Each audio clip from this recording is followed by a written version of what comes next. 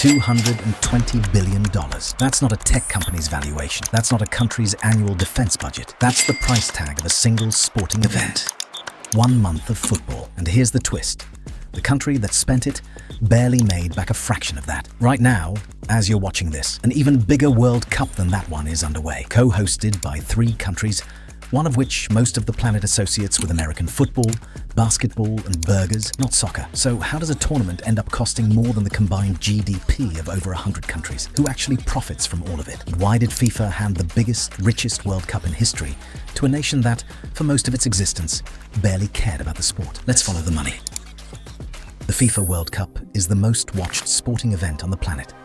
Every 4 years, billions of people tune in. But behind the goals, the chants, and the trophy lift is a financial story that's arguably wilder than anything that happens on the pitch.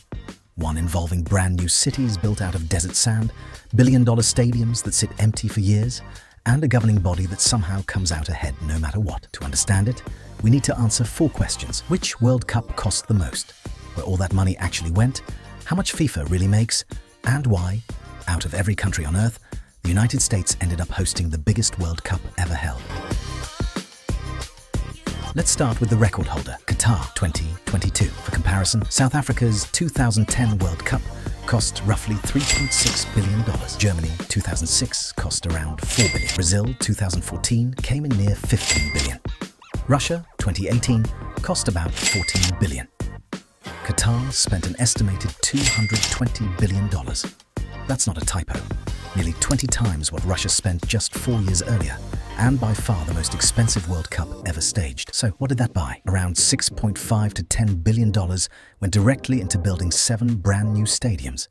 Already a huge jump from the $4 billion Qatar originally promised FIFA when it won the bid back in 2010. But the stadiums were just the appetizer. The remaining roughly $200 billion went into something far bigger, an entire national transformation. Qatar built an entirely new city, Lusail, from scratch, complete with a metro system, new roads, an expanded airport, and a wave of new hotels. At the peak of construction in 2017, the country was reportedly spending $500 million every single week.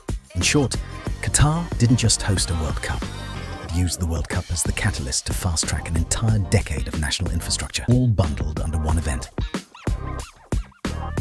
This pattern isn't unique to Qatar. Hosting a World Cup almost always means far more than just building stadiums. FIFA requires host countries to meet strict commercial and broadcast standards, covering everything from stadium upgrades and natural grass installation to new transport links, security operations, and hospitality zones built specifically for sponsors and broadcasters. And here's the catch. Most of that spending doesn't disappear after the final whistle. It becomes someone else's long-term problem. Brazil poured billions into stadiums for 2014, several of which sat largely unused afterward. The kind of oversized, costly venue economists have nicknamed white elephants. Research from the University of Toronto found that 12 of the last 14 World Cups actually resulted in net economic losses for the host cities involved. The promised tourism boom, the jobs, the global exposure, they routinely fall short of what was spent to get there. So if host nations keep losing money, who's actually winning? Here's the part that surprises most people. FIFA doesn't pay for any of those stadiums. Host countries and cities do. FIFA's role is simpler and far less risky. For the Qatar World Cup cycle, FIFA pulled in a record $7.57 billion in revenue. Nearly half of that, about $3.43 billion, came from broadcasting rights alone.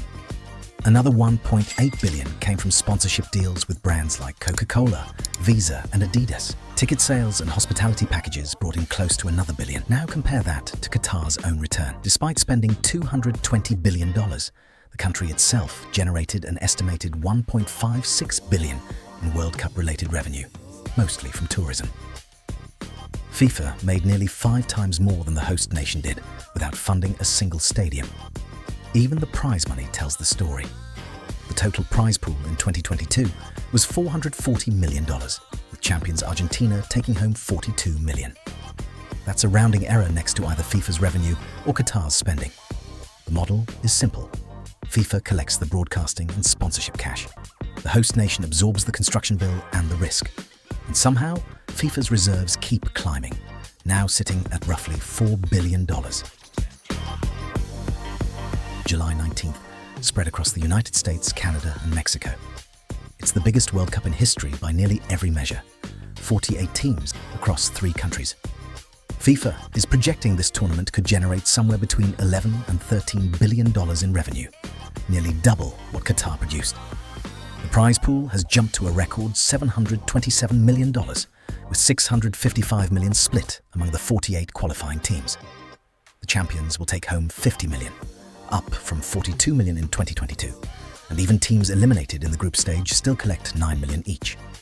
And here's a number that explains why FIFA 2026, 14, more than half, are American companies, including Coca-Cola, Visa, Bank of America, McDonald's, Verizon, and DoorDash. So, here's the real question. The United States isn't exactly famous for its football culture. So why did it, alongside Canada and Mexico, beat out a bid from Morocco, a country where the sport is practically a religion? Back in 2018, FIFA members voted 134 to 65 in favor of the North American United bid over Morocco's. And the reasoning had almost nothing to do with passion for the sport. It was about money and risk. The United bid promised FIFA something extraordinary: total revenue of $14 billion, translating into an estimated $11 billion in pure profit for FIFA. That's more than 4 times what Brazil's 2014 tournament generated for the organization, and more than double Morocco's own projection. How could North America promise numbers like that? Because the infrastructure already existed.